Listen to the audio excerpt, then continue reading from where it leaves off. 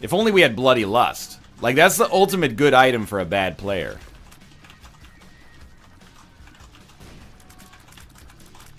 Which is why I love it so much. Oh, you're done, son. You're done.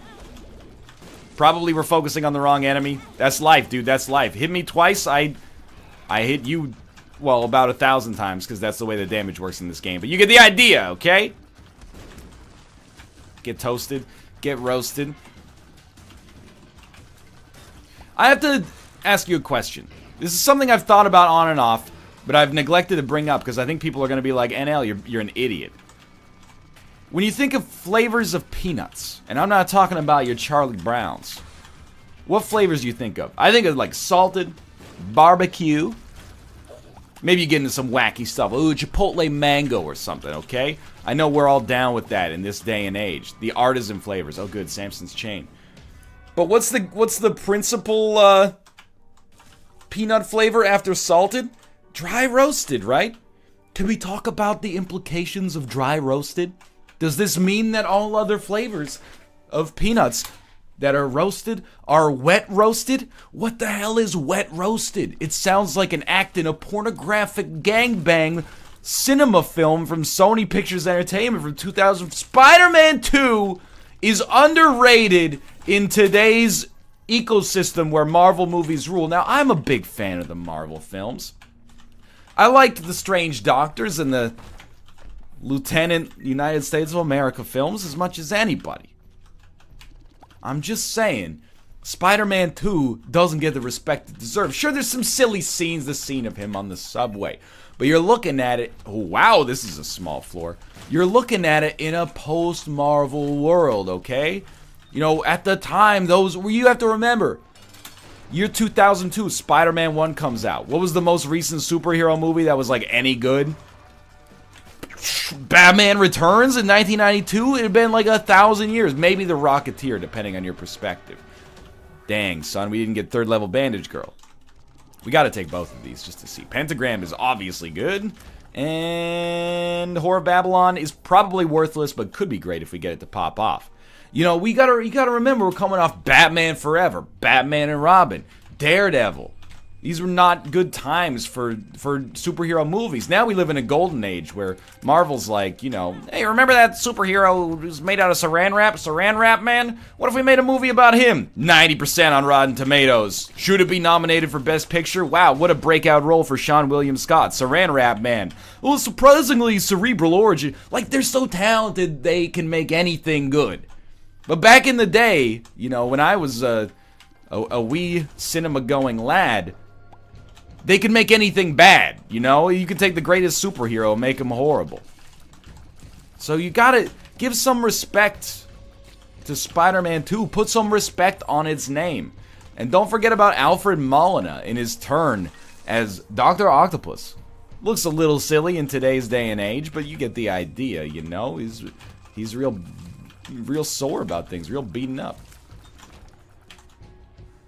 The one thing you can continue to insult Spider-Man about is first off, weirdly enough, people are like apologetic about Spider-Man 3 now. Not apologetic in the sense that they're like, we're sorry for that movie, but they're like, you know, Spider-Man 3 wasn't that bad. People didn't get that it was a joke. As someone who liked, nay, loved Spider-Man and Spider-Man 2.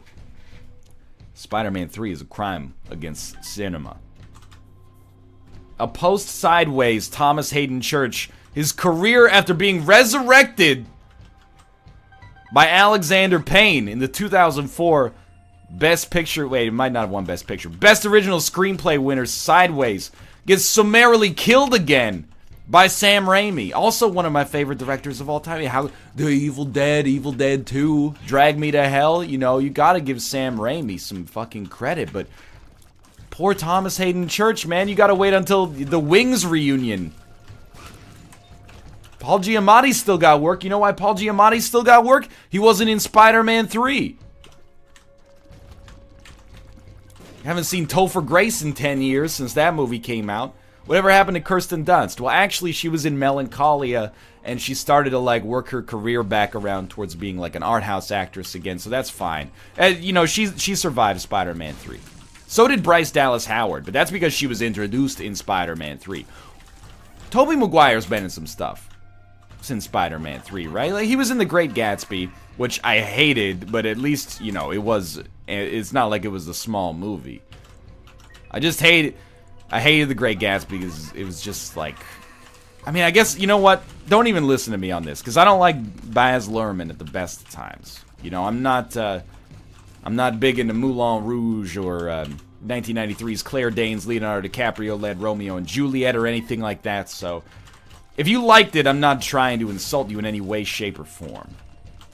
But I found that movie extraordinarily pretentious. By the way, we've gotten through the womb here in like 10 minutes. And by 10 minutes, I mean 45 seconds. And by 45 seconds, I mean to say that 45 seconds into the opening of Spider-Man 2, I knew that it was gonna be a transcendent superhero film.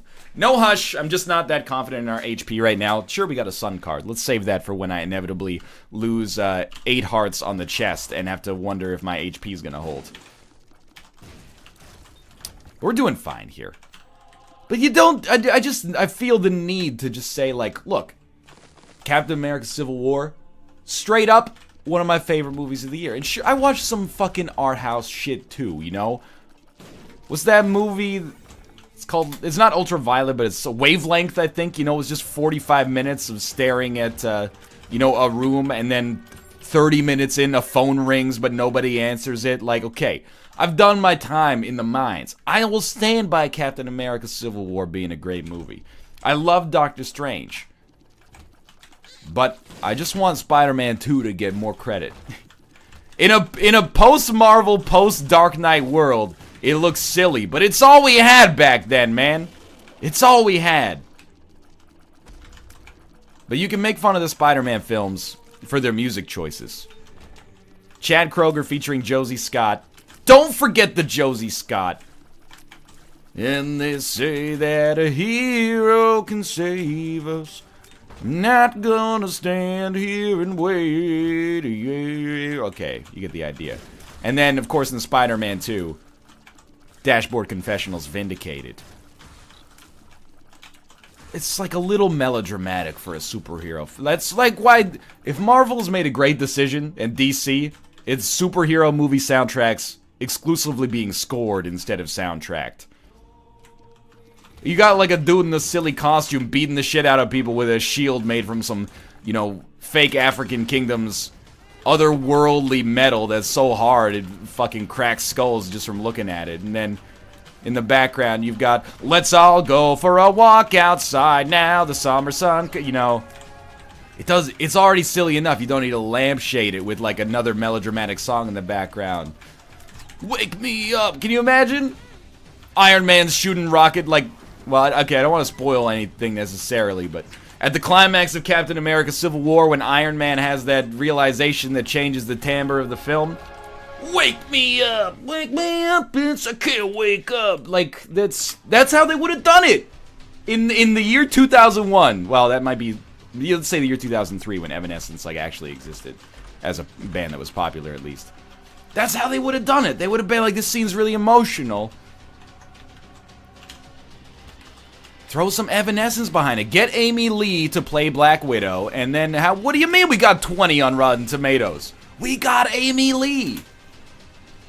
I think I may just use the Sun card, because we are pretty much set beyond belief here.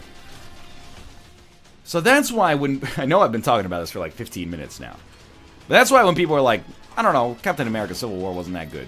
Not everybody. Nick has his own reasons that I respect, mostly because he grew up, you know, roughly the same era as me. So he lived through superhero shit as well. Like, there were like 15 years where you were like, oh, there's a new superhero movie coming out? How do you think it's gonna do? I don't know, probably like no critics will like it and it's not gonna make any money. Now it's like, again, Saran Wrap Man, starring Sean William Scott, 95 on Rotten Tomatoes, nominated for, you know, best original film ever made. But, you know, people are like, I don't know, maybe I've got Marvel burnout. I'm like, I understand, they're coming out with a lot of movies, but at the same time, they're killing it, dude. They're like the NorthernLion of movie factories. Every Isaac episode is solid gold. Every Marvel movie is at least pretty decent. But anyway, I don't know. Yeah, like if you're a DC fan, I'm not trying to insult you. I'm not insulting you by omission. I hope they get their act together and make some stuff that is more universally beloved. But in the end, I'm also just kind of like, you know, it's not my life. It's like 2 hours at the cinema every now and then. I do call it the cinema because I'm a 95-year-old Bavarian Duke. Bavarian Duke, it's clear to me. You live in Berlin, but you rule in Leipzig. Bavarian Duchess. It's okay. Well, this has been a blast from Memory Lane. Thanks for watching. I hope you guys have enjoyed the episode. If you did, click the like button. It helps out a great deal. Of course, subscribe if you want to see more in the future. For now, thanks for watching, and of course, I'll see you next time.